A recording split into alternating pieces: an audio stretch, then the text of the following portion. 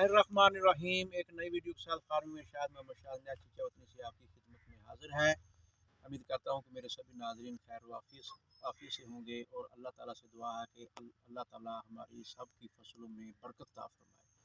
तो मेरे नाजरीन, आज ये जो मैं बात करना चाहता हूँ वो है सरसों की वैरायटी कैज़ोला। तो कैज़ोला के बारे में बहुत सारे फार्मर जानते होंगे और बहुत सारों ने ये नाम पहली बार सुना होगा कि हम सरसों की तरफ क्यों आए। पहली बात तो यह है कि मैंने अपने रकबे पर डिफरेंट फसलों को फ़रोग क्यों दिया। तो ये एक बहुत ही अच्छा और मुफीद मेरा मशवरा है कि अगर आपके पास रकबा है तो आप उसको डिवाइड कर दें। गन्ने की फसल में सरसों की फसल, गंदम की फसल, मुख्तलिफ फसलों की तरफ आप चले जाएं। एक ही फसल पर आप इक्तफा ना करें जिस तरह मैंने किया। मैंने इस साल गंदम की फसल, सरसों की फसल, गन्ने की फसल और अब मैं ये जो मकई और बीटी काटन की तरफ गया। तो आइए चलते हैं कज़ोला की तरफ, कज़ोला की बात करते हैं। मेरे कज़ोला का प्लाट आपके सामने है।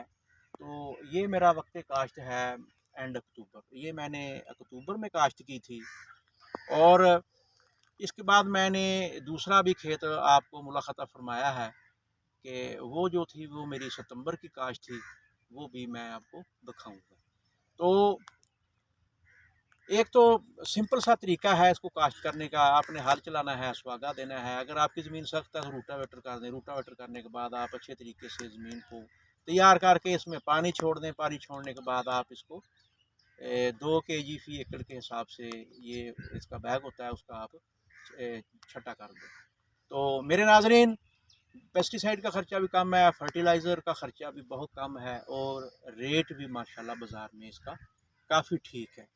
तो इसकी एवरेज पिछले साल भी बहुत अच्छी रही है और मौसम साजगार रहा है इस साल। और अल्लाह ताला से दुआ है कि अल्लाह ताला इस साल भी हमारी फसल में बरकत डाले। तो हमें डिफरेंट फसलों की तरफ आना चाहिए, ये हमारी ज़रूरियत है।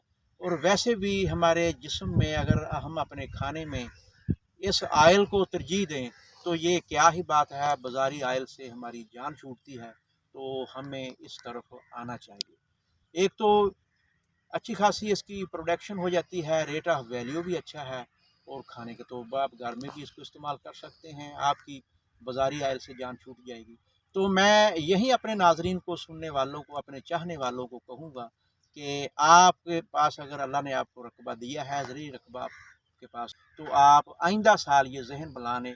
मैं नहीं कहता कि आप बहुत ज़्यादा काश्त कर लें, चलो थोड़े रकबे पर काश्त कर लें और इसकी काश्त को यकीनी बनाएं। उम्मीद करता हूँ कि मेरे नाजरीन को मेरी ये वीडियो पसंद आई होगी। मोहम्मद शाद ने आपसे इजाज़त चाहता है। अल्लाह हाफ़िज़।